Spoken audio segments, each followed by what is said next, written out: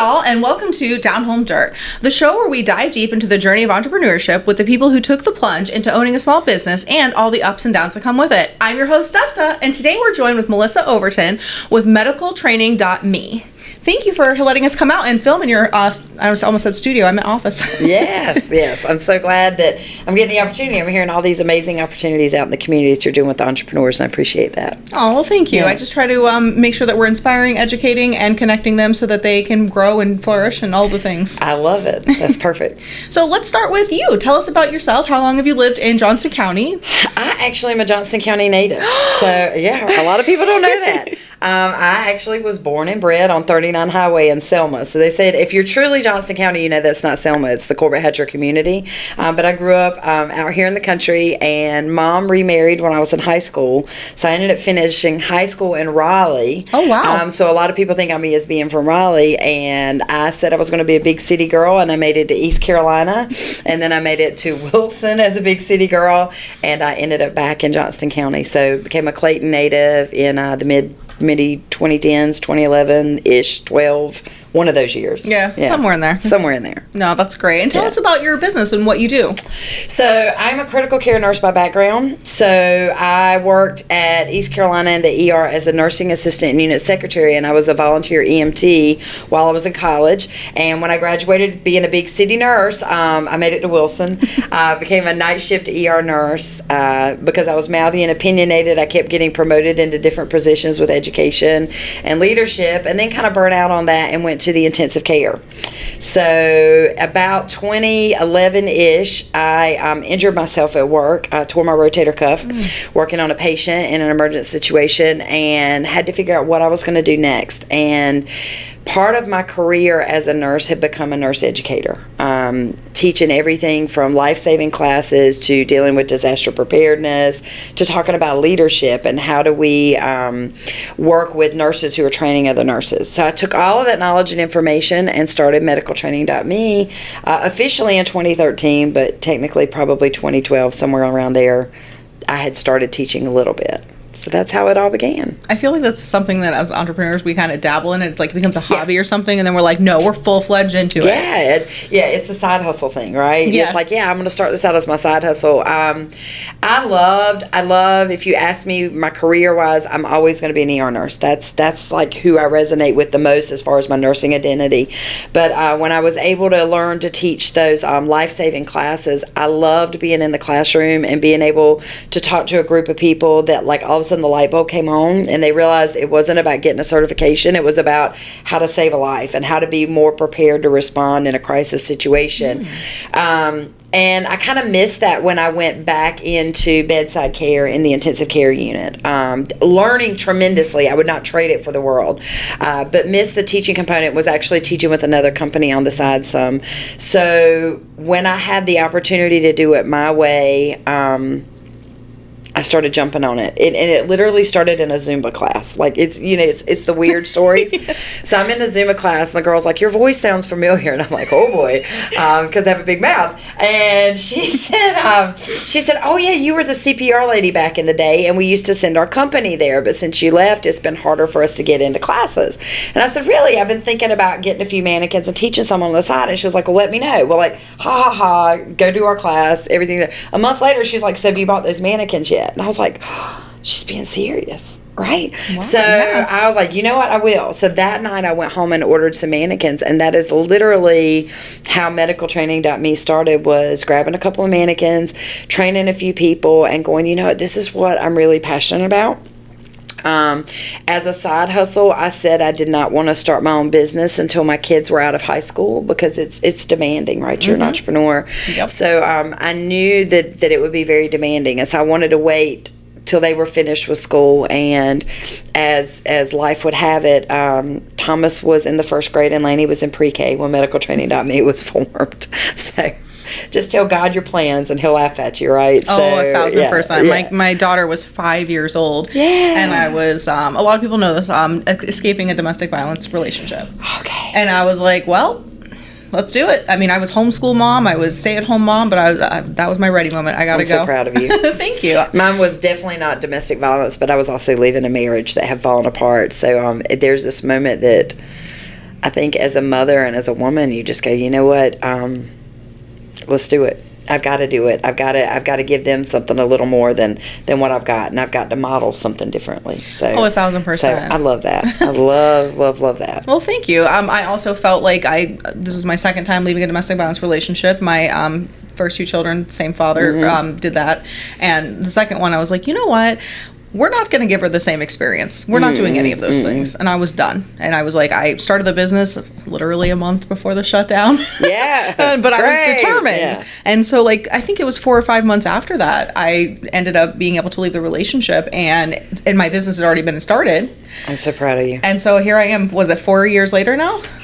Still killing it. I love it. And that's the whole thing. Is like when you think about entrepreneurship and you talk about what we have in common, no matter what trade we're in, it's really about tenacity, right? I was speaking to a women's group in Holly Springs yesterday, and they were talking about, like, how do you 3+ years as a business stay successful? And I'm like, it's about building relationships, it's about being tenacious, and it's about resolving conflict. So, like, my whole little mini education session with them yesterday was talking about communication and conflict resolution, because as a business owner, how you manage things definitely comes in and impacts your future business. Because there are times when I tell people I want to go off script and, like, all the rap lyrics coming in my head, like, all of them, like, I just, and I'm like, don't say it, because it, you know, I told them there's this like pillar of professionalism, and it's a balancing act. Just one swoop will knock you down. So absolutely. Right. So from an entrepreneur perspective, yeah, good for you. That's awesome. Thank you. That is so awesome. I'm a little teary-eyed. I know. Okay. I like got a little emotional there for a minute. I was like, the clip, talk amongst yourself. Right? Like, oh, okay. Yeah, but I mean, I'm just so proud of you, because so many people get caught up in it, and I grew up, I'm adopted, there's such a backstory, but I'm adopted within my family, but I grew up in a domestic violence type of situation, so I very much know, and it takes such courage to step out and to innovate and do, and you know, and I've talked to other women like that said, you know what, I had to do something, I had to figure it out, so that's how they kind of grew into whatever it is that they do now and they are now. So no, absolutely. And it takes a lot of therapy to realize that is not normal. I grew up in it too. My family loved to do dinner and a show where the cops would show up. Oh, nice. Dinner time. Yeah, dinner and a show. I like that. And I'd be like, okay, cool. This is not normal at all. And when I started speaking about it, that's when I started realizing that it's not normal. And I was 23 years old when I had started talking about it with someone that I was dating at the time. And he was like, you do realize that none of that is normal. And I was like, but it was your normal. Yeah. I was like, no. How would I know that? Yeah. You know, and I had 2 children by the time I was 21 years old. Yeah. I didn't know a domestic violence relationship. Right. And the fact that you want to break that pattern for your children. You're right, because that's what people don't understand the world is everybody's normal is a little different. And so it creates like a level of relatability when you're working with people. That when you have that moment of clarity that, hey, not everybody had the same upbringing, and how do we relate to people, and how do we break these cycles? You know, thank God for organizations like Harbor that come in and get involved. Were they your person? So they helped me. So I actually don't remember how exactly I learned about them. But somebody had mentioned that I needed to go down there to the courthouse, and I needed to take my binder full of his behavior because my mother was a paralegal, and so she taught me always write everything down, because document. That's smart. That's how you prove it. And I'm like, okay. And so I did that, and I went down there, and I was granted my domestic violence protective order immediately, and they helped me renew it, so it's still active, because it's still a risk. Well, and good for you, and thank God for those resources. People don't understand that Harbor, you should get Harbor on here. Kay Truja Johnson. Kay would be amazing. If you make the connection, absolutely. We'll do it as soon as we finish with this. Having Kay come and talk, Johnston County Harbor is the 3rd busiest shelter in the state of North Carolina. Exactly. So, right? And so they do so much amazing work. Ruth Anderson, I believe, is still their board chair, and there are just so many people involved. Dana Wooten's on that board. I think Mike Sims is on that board.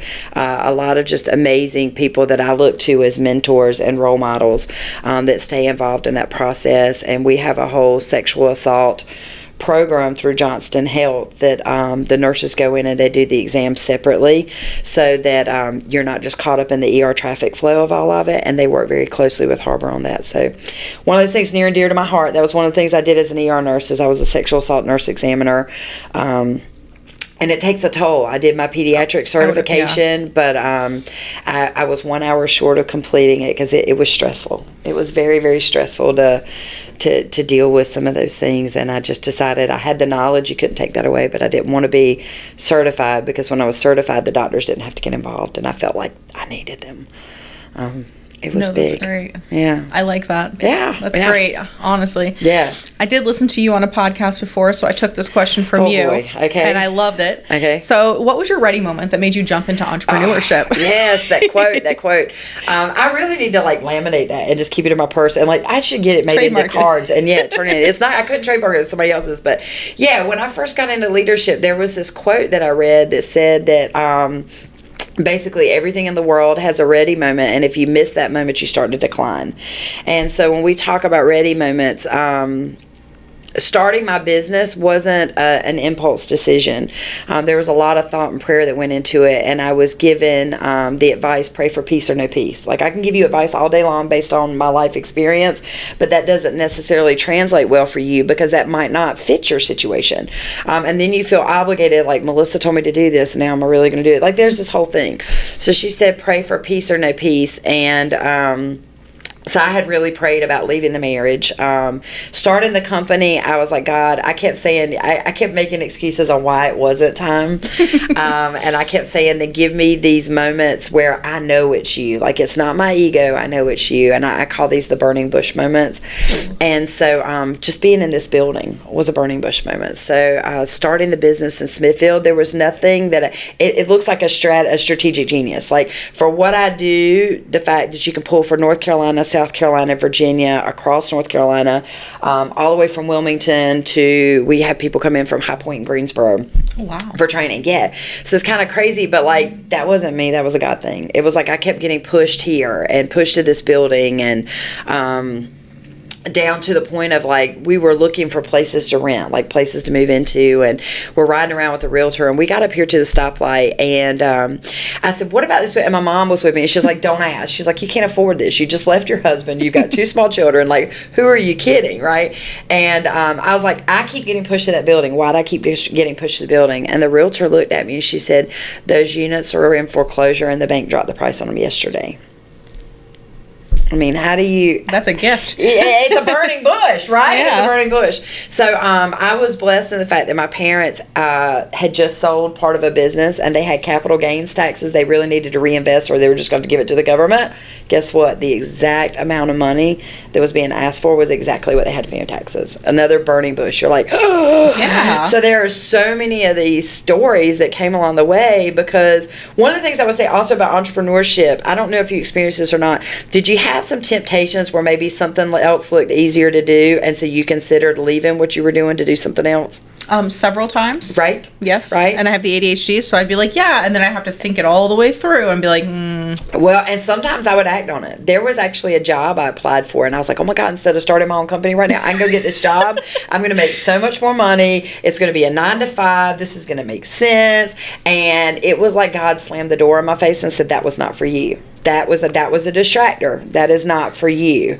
So I think that's one of those things with entrepreneurs, being the tenacity, being tenacious with this and being focused. A lot of entrepreneurs are ADD-ish. We have that visionary kind of kooky artist whole thing. So one of the other things I think that makes us successful is when we recognize we have to be a free spirit in some ways, but sometimes you really have to zone in and focus. Like you said, you really have to take it from front to back, and that's something we have to be intentional about, because we're not wired like that at all. No. We're wired completely different. We're like, take the risk, let's do it, we can make it work. Get in there and go, okay. Yeah. And I remember as I was literally verbalizing, because there's a decision, there's a moment when you make the decision, and then there's a moment when you tell other people, right? And so I called a guy friend of mine, and I'm like, dude, I'm getting ready to do the most insane thing ever. You got to talk me off the ledge. And I'm ready for him to be the voice of reason, right? And I'm like, I'm going to leave my husband, and I'm going to start my own business. And he said, oh my God, I'm so excited for you. Your life is getting ready to change forever. And I was like, Dave, That was not what I asked. I needed you to talk me off the ledge. And he was like, Melissa, your whole life is getting ready to open up. You're getting ready to step into what you were meant to do. And it was like, in that. And so then I was like, what are you doing? Because I'm like, oh, I'm awesome. And he's like, yeah, I'm working with my friend to start a 911 system in South America. And I was like, of course you are. One up me. I'm over here like, you're creating world peace and I'm starting a business. But he has always been, it's not someone I stay in touch with closely, but he's a ride or die. Like if I call him and I need something or I just need a word of encouragement, he's like, don't forget who you are. And I'm like, thank God for those people, right? 100%. I've had the same best friend since I was 20. My daughter was born. So wow. A long time ago. Yeah. Yeah. And she lives in Charlotte. And, and every time I call her, I'm like, hey, like when I first started my business, I would call her up and I'd be like, oh my God, I'm not making any money. And she's like, cool. It's called Ebb and Flow. Calm down. And I'd be like, all right. Ebb and Flow, calm down. That's brandable. It's Ebb and Flow, calm down. Oh, sorry, my eye is so watering today. No, yeah. But yeah, so she's been a great help. I've hired her at points too to help me because I just can't do certain things. Yeah. She's always been a supporter. So you're right. And if I call her up and I told her, she was actually the one that was like, you really need to get out of this marriage because it's not healthy for anyone. And I had called her one night and I was sitting in the closet at 4 a.m, like telling her everything that just happened. And like, I'm trying not to cry about it, but she was like, leave. And what does it take to be in the closet at 4 a.m. to make the decision? And they didn't want them to hear me. Again, well, and I get it. I get it completely. But you did it. And you're doing it. Right, and I've look never at all looked that you back. accomplished. Yeah, and you're going to use all of those experiences to help so many people. Like I can't think of the people that will be touched. Like this is totally not what we came on the podcast to do, right? No. And I'm good with that. Don't feel like we got to redirect. I think this is good stuff. But what I'm saying is somebody needed to hear this story and hear that they too needed to get out. Absolutely. They too need to get out. And what are the resources? So we've just talked about Harbor. So in the comments section of this podcast, there should be contact information about Harbor in there. How do we help people get to the next moment of where their ready moment is, right? Going back to that original question, miss that moment you start to decline. It's like my best friend lives in the mountains, so western part of the state as well. Rebecca, she talks about like life and death. She was our ICU director. That's how I got to know her initially. Was she was working with the hospital, and she talks about life and death, and she says there are moments in life where you get graceful exits, and if you miss that, you hope you get another one, right? And it's the same kind of concept of if you miss it, it's like being on a freeway going 100 miles an hour. Like if you miss that exit, like, are you going to be able? Is it a belt line or is? See, that's what happened. Are we going to California? Absolutely, and I felt it in my soul. I cannot explain it, but I was like, it's now or never. Exactly what happened to me, and so I went home that day and I had asked my daughter. I said, hey, can you, watch the little one and your brother because my son has autism. Okay. I was like, and I'll be right back. I'm going to go do this. So I can't explain it. I just felt like this was it. This was the moment. Done. I had all my pictures. I had all my evidence, and it worked out so fabulously. I can't explain it. It's a God thing. Yeah, and it was like, if you don't jump now, and I don't know why that thought kept going, but again, burning bush. Well, you don't know how it would have escalated next time. Right. Part of the work I did in college is, as an elective course, I created like a 6-week series of encouragement classes for like about, I don't know, I was what, 20, 21, but I created this series of classes for the local battered women's shelter in Greenville. And so I would go in there and talk about self-esteem and taking care of yourself and kind of how do we balance wearing all the hats when we go from mother to worker to daughter to sister to friend, like all these different things. Looking back, it'd be interesting to see my own curriculum now. Knowing what I know now, there's no telling what I was doing. It was legit, but I look at it now. But I just remember, like when you said that to me, like it took my breath, because I remember I did this for about 6 months, and there was a woman who came through 3 different times. She would leave and she would go back. She would leave and she'd go back. So the first time she left, she unscathed. Second time, really beaten badly. Third time she came back, she'd been shot. And she's literally in one of these classes talking with us about whether or not she's going to go back to him because he really loves her. And I was like, he's going to kill you. Yeah, he's going to kill you. And I'm young, so I don't have any life experience except like some of the things I saw growing up, right? But it was never to that. No one while I was standing there, got shot. We'll leave it there. So, you look at this and you just want people to have more and to have better. So, and entrepreneurship is a way to do it. When you find what are you really, really good at. There's this whole Venn diagram thing about living in your purpose. And it says, when you find what you're really, really good at, that the world needs, that people will pay you to do, then you're living in your purpose. Like where those lines overlap is your purpose, right? And then you don't know who you're ministering to when you're doing your work. Whether you're in a cleaning situation or I'm in a teaching situation, we just don't know how we're connecting with people to give them their next step, right? Or to just show them, not to give it to them, because it's not us to give it to them. It's a light that we shine. Like we turn the light on in the dark room and we go, there's your exit. There's the way. I don't know the answers for you, but I'm happy to shine light on what I can do to help you with that next moment. That's really important too. I feel like networking and talking about stuff like that too is how you get there. Oh yeah. Because I was hiding it for a long time and kind of embarrassed about it, and I was like, what? Now this is 4 years out of it, and I'm like, no, I'm sharing my story because guess what? It happened to me. I'm not going to pretend it didn't happen anymore. And you didn't deserve it. And I didn't. We think sometimes we tie up our value and our worth with what that abuser does, and so all of a sudden we think that I must have done something, especially if you experienced it more than once, right? I think there's this whole thing of if it's happened more than once, then it must be a me thing, not a them thing. And that's not necessarily the truth, but that's where the counseling comes in to help you see the patterns of what you attract and what you allow, because again, the red flag doesn't go off. A normal person who hasn't grown up in that kind of environment would be like, what is going on? This is not okay. Versus us, we're like, well, I was like, but he's got potential, yes. Right? Yeah. So terrible. And the fact that my family liked him, that was a big red flag. So I didn't realize it at the time. My daughter actually, she had to come to me and been like, listen, lady, if you don't get rid of him, I'll help you run the business. We're not going to do this. And I was like, I'm going to cry about it because honestly, I needed her to do that. Yeah. For me to get there. And thank God, because that means her future is going to be different from yours, right? And that's the gift in it. Is I look at it as raising my kids. Is I want them to have better than I had, and so I have worked really hard. We're still going to screw them up. I mean, it's just life, Yeah. My kids, I'm sure one day they'll be like, and then my mom did this. I'll be like, you know what? But like my whole goal was to give them a better life without the trauma and the challenges that I faced. And when I look at my daughter, now you're going to get me emotional. When I look at my daughter, I tell people she is so much like me, but she hasn't had the trauma that has made her second guess herself. And because of that, she is unstoppable, which is exciting and terrifying, right? I can't wait to see what she's going to do as a result, because I'm like, wow, because I've tried to raise her to be independent and strong, but also to be soft, because when you grow up like we grew up, you don't always see the soft side, or it takes a lot to get to that side. Oh, for sure. Right? It's made me very callous to the world. I'm going to be honest. Yeah. And it's okay, because that's something I need to work on. Yeah. Well, there's a pastor one time, she says, always work on getting better, not bitter. Ooh. Look at see. I know. I like that one. That's Pastor Rachel Campbell. She's the one that said, "Pray for peace or no peace." She said she wanted to be better, not bitter. Such an influence on me. They're out in California now, but I still follow them on social media because she and her husband Israel are just tremendous pastors and just so relatable. They weren't holier than thou. They were relatable, and I appreciated that. I like that. I like when they're not like, I'm better than you. Yeah, no. I don't have time for those people.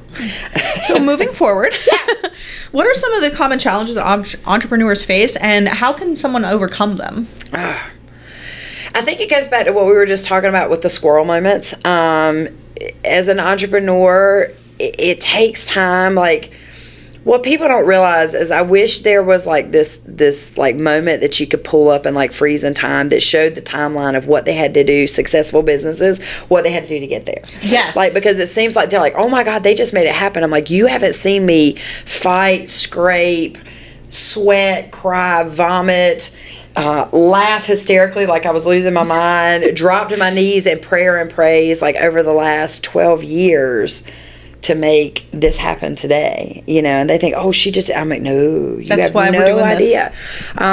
So when you look at it as a business, recognizing it doesn't happen overnight. My favorite quote I always use in Launch Joko is I tell people, Steve Harvey says that the dream is free. Yeah, the dream is free, but the hustle sold separately. Yep. And a lot of people have a dream, they don't have the hustle. And that's why a lot of people start out as entrepreneurs, but most of them fail within the first 5 years because it takes time. I heard someone that was an entrepreneur one time. He said, really, it's the first generation's job to break their back to make it happen. It's the second and third generation that gets the benefits, because then the path is paved, right? Then you're going through, you're building with it, because that's where I was going, is building a network. Right? It is huge, building a network and getting to know people, so then you become a word of mouth referral instead of killing yourself and spending every dime you've got on advertising and marketing. And if you take care of your clients, that happens for you. Those are natural referrals. Yeah, yes. And I live and breathe by those. That's what I love about social media, is you can say, I'm looking for someone who, right? And you get on there, and when people believe in you, they'll start believing. Look at Matt Gorman with Gorman Insurance Group. Have you interviewed Matt? No. I'm very familiar with him. Yes. Interview Matt. He is so dynamic, and he is the king of showing how network could work. Because I didn't know this guy from Adam a year ago. And now he is like one of my favorite go-to people. And I actually, we tease each other. He says he looks to me. I'm like, I'm looking to you, buddy. Are you kidding me? Like, when it comes to networking, work in a room, charisma, like, he just was consistent. I would say the other thing in entrepreneurship, yes, being tenacious and consistent, so that you're there. It's very easy when you're in business for yourself to decide, I'm just not going to work today. I'm not going to do this. And everybody goes, oh, that's the luxury of being an entrepreneur. No. Well, I do have that luxury. However, if I don't work, what happens? There's no money. There's no money. I'm not getting paid. So I tell people, you pick your poison in that. Absolutely. And I do pick my poison when it comes to that, because the reason I also wanted to start my own business is so that I had control over my schedule.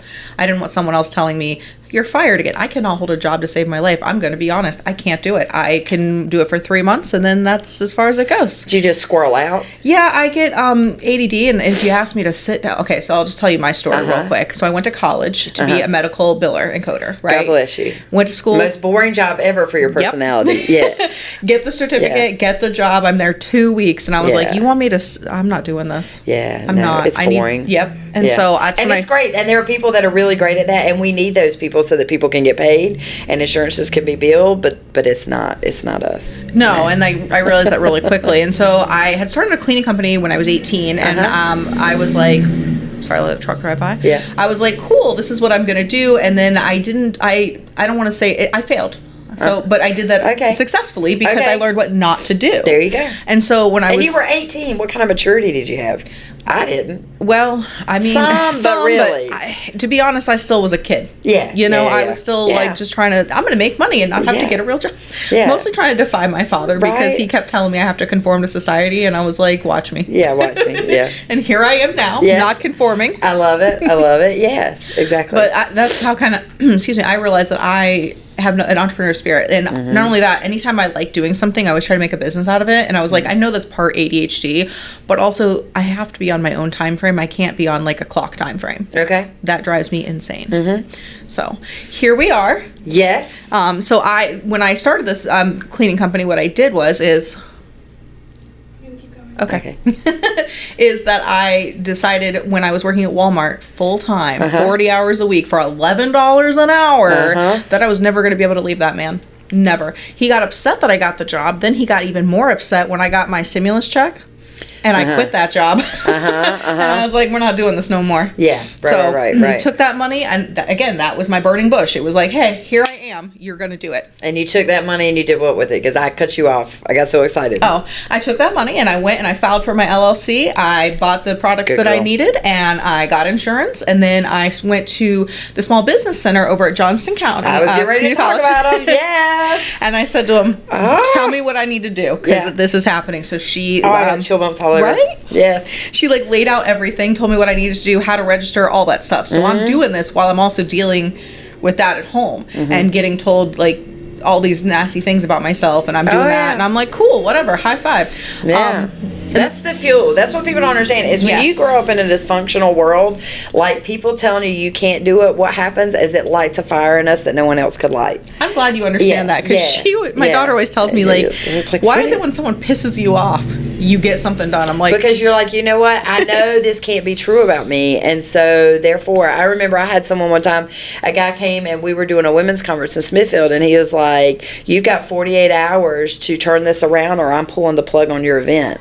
And I looked at him and I smiled and I said, you don't even know the dragon you awoke. And he said, bring it. I said, it's been brought. And like, he laughed because he was new to the community. And like in 48 hours, we had, I think he told me I had to have 50 people register for the conference in 48 hours, and we had like 2, and we had one sponsor, which was me, and I was one of the 2 people registered for the conference. So I understand where he's coming from, but within 48 hours, I had like 52 people register for the conference, and I had 10 vendors, and I was like, stuff it. I was like, because this is happening, and you're not going to tell me that we're not going to do this. Like, I was so mad. Like, that was the fuel. So absolutely, I love it. Now, when you get back to this, as far as an entrepreneur, coming back to it, one of the things that can happen is if you're one of these visionary people, it becomes very, very tempting to get something started and it starts to work. It's you're like, okay, I don't want to do that anymore. I want to do something else. So I would say as an entrepreneur, my mother used to drive me insane. In fact, if she listens to this, she's going to laugh. My adopted mom, would say, Melissa, because I had started medicaltraining.me and I wanted to do this, and I was like, oh yeah, and then I could do this, and she's like, stop it.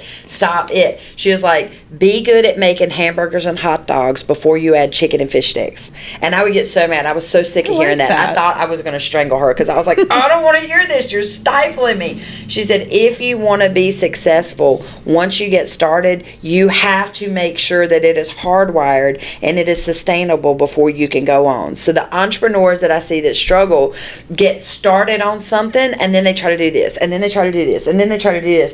And there's part of it is because they're a creative spirit. And I tell people where I would be most successful in this world is if you let somebody like you and me sit down as a think tank all day and we just spit ideas out at people. And I'd be like, go do that, go forth and prosper. You know, all right, who else needs an idea? Because that's the way our brain works. The problem is that you've got to have something sustainable in that. I think the other reason entrepreneurs do that is as you get started, you probably still, even though you said you knew how hard it was going to be, you didn't realize it. Mm-hmm. And so all of a sudden there's this fight or flight panic of self-preservation that says, I better take a shotgun approach and I'm going to do this, this, and this. And see, it's like throwing Jell-O up against a wall and seeing what sticks, mm-hmm. right? It's like, what are we going to do with that? So as entrepreneurs, we have to be really, really careful and very mindful. That's how the Launch Joko program started.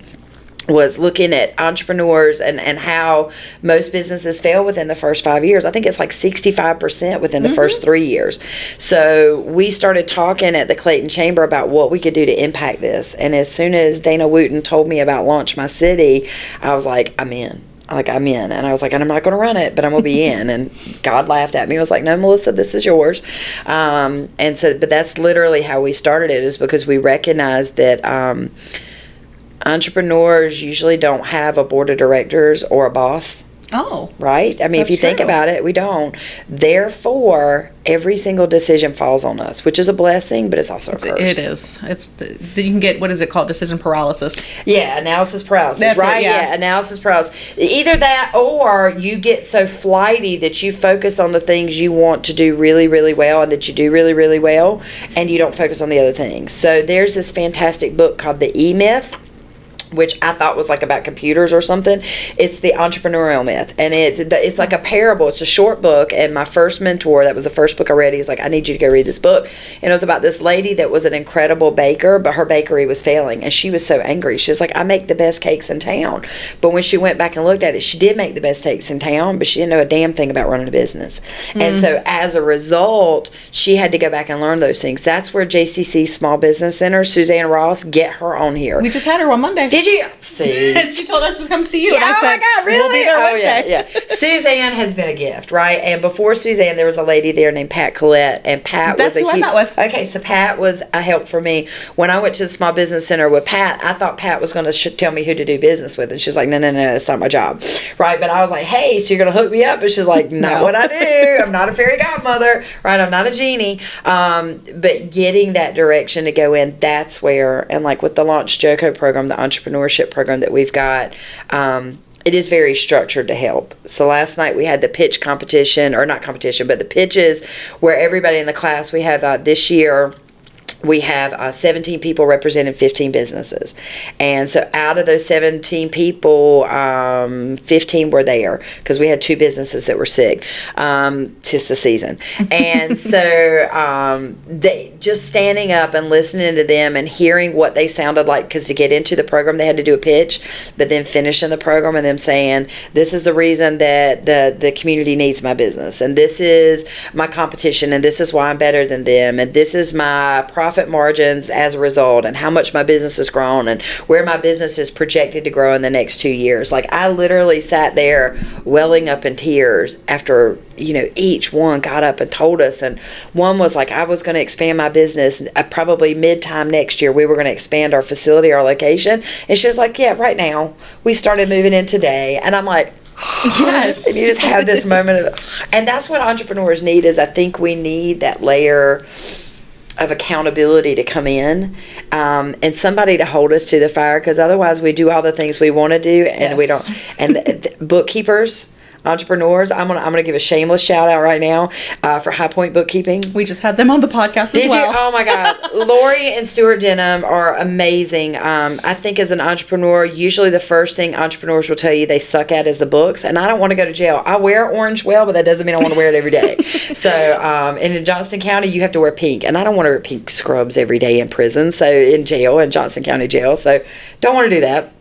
So having a bookkeeper in there and then having that layer of accountability, and something that makes them so special is they could just do your books for what they pay and they can just walk away, but they make such a personal touch because they get personally invested in your success and your well-being, and then you just feel so supported and so loved. Yes, and they gave me some really good advice on how to move forward with mine, because I was like, this is what I'm doing. I don't really know. And she's like, okay, but this is what you need to do. And I was like, oh, okay, that makes sense, because I'm not going to think of that. And talk to them. They're affordable. So talk to them about what kinds of things, and they can come in at different layers of assistance in that.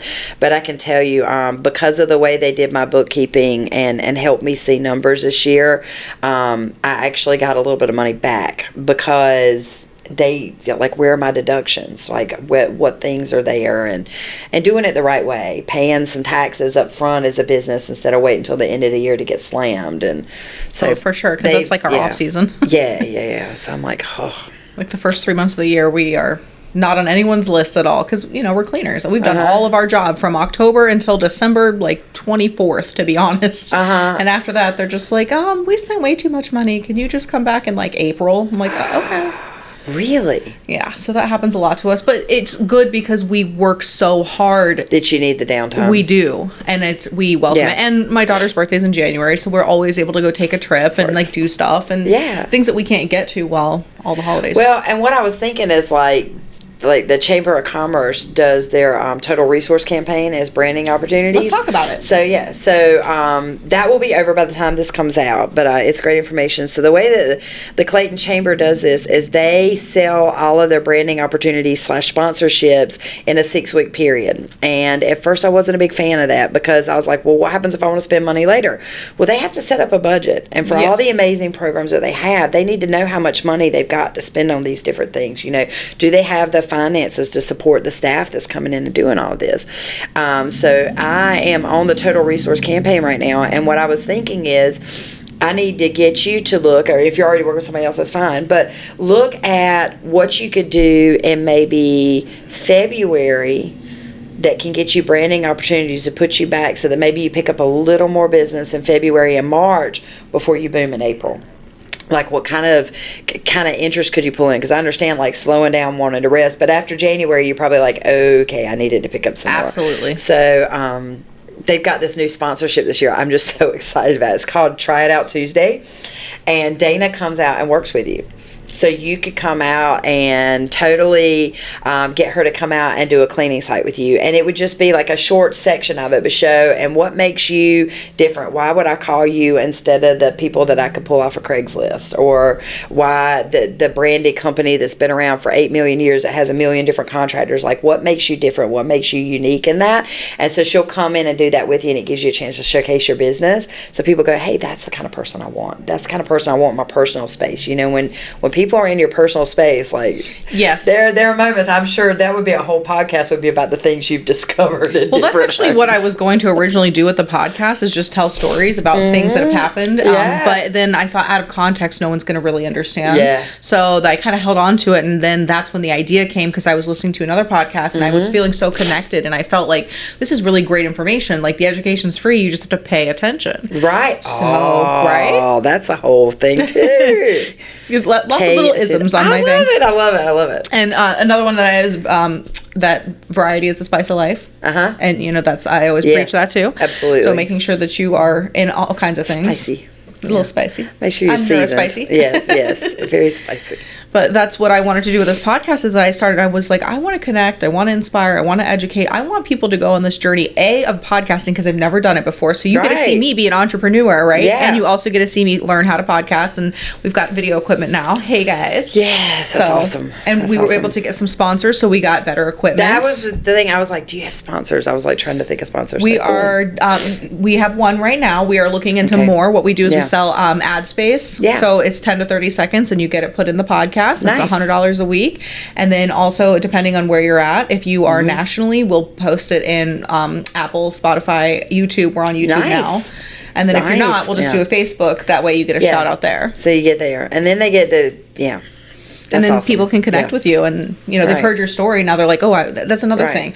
As an entrepreneur, nobody really cares about our stories. They care about what we can do for them. So I'm humanizing the idea of that, like, we're more than just a business. Well, and I was going to say, and you hit on a very big thing, is, especially like something post-pandemic has changed, and with millennials coming of age, there's this whole, what's your story? Yes. So your loyalty to a brand and a business is only as loyal as your most recent experience, which goes back into why how you treat people as an entrepreneur and how you manage any kind of potential conflict is so important, because people may have been loyal for 20 years, and then all of a sudden one thing happened, and all of a sudden they're willing to switch brands. And really, like, when we think about the people that we support, a lot of people are making conscious decisions today to support people because they have a great business, and I really like them. My business, being here 11, 12 years, I have some people. I have one lady, she flies in from Texas to do our training. Insane, right? She happened across us once. She loved us. She loved how we did it different. She loved the backstory of how this company started. And therefore, every 2 years, she flies in from Texas to do her training. She's got some relatives somewhere nearby. She's like, I'll just turn it into a visit with them as well. She said, but I don't want to go anywhere else to do my training. As long as you're open, as long as I'm doing these things, I'm coming back to you. And I'm like, shut up. And that is a loyalty that you can't buy. No, and that leads me to one of my questions is, how do you measure success? Success for me in the classroom, I literally tell them, I don't care whether you pass or fail a written test. I care whether or not you're going to be willing to respond, and whether you're going to be willing to make a bigger impact as a result of what you've learned today. So for me, I think that varies from person to person. If I have someone brand new to information, then they're getting a clue, right? And then I've got people, I'm doing a training this afternoon with some pediatric dentists that have been pediatric dentists for over 30 years. There's not going to be a whole lot I can teach them, but I'm going to be going back and reinforcing, okay, your day-to-day activities are to take care of these situations. You're not expecting for the bad things to happen. So I'm here to review how you manage those bad things when they happen. So their version of success is, hey, how much did I remember from years past? Did Melissa lend any different perspective than from the training that I've had in the past, right? Because it's me today. But yeah, lucky them. Right? So how would you like your company to grow?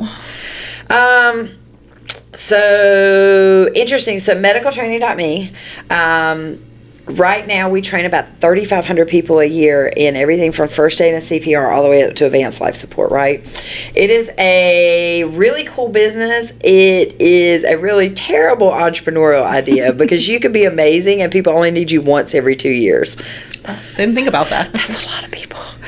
It's a lot of people, and the profit margin isn't as big as anybody would think because you want it to be fair. You're thinking about the clientele you're serving. How we grow in that is just growing our network of more people to train with. I have anywhere from 12 to 20 contractors that work with us on a varying basis to come in and help teach these as well. I handpick them. They have to have the knowledge base, but they also have to have people skills so that they can relate to everyone in the classroom. So scaling that